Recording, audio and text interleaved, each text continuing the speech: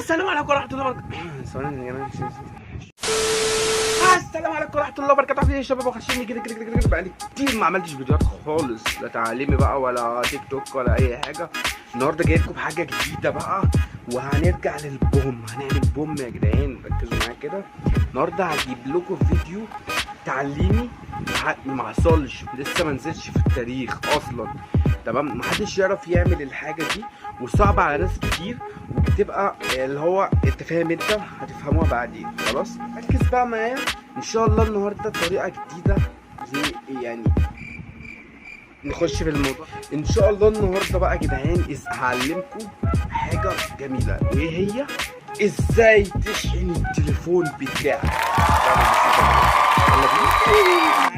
يعني هي الموبايل زي ما انتم شايفين كده، سهل جدا وبسيط. سيبكم من التكسير اللي في الشاشه بس، خلصان. ده موبايل يعني، ده اولا. هو وتاني حاجه كده زي ما انتم شايفين معانا الشاحن، زي ما انتم شايفين شاحن كده طويل عريض، سلك اسود، والشاحن ابيض. واحلى مسا عليكم. وادي تالت حاجه معانا كده يا جماعه، المشترك كده. هنجيب وصله كده بمشترك زي ما انتم شايفين، وشكرا.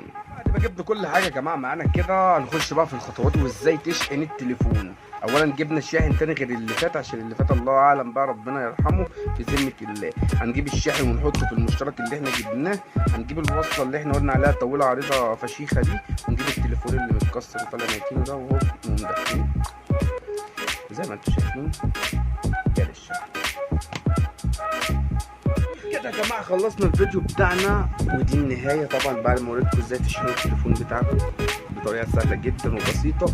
يا رب اكون بس اساعدكم واعجبتكم، والفيديو ينول اعجابكم. طبعا ما تنسوش تعملوا لايك واشتراك في القناه، وكومنتات بقى كده. عايز كومنتات كتير، وعايز افكار جديده يا جدعان قولوها لي كده مع اخوكم كده، تمام؟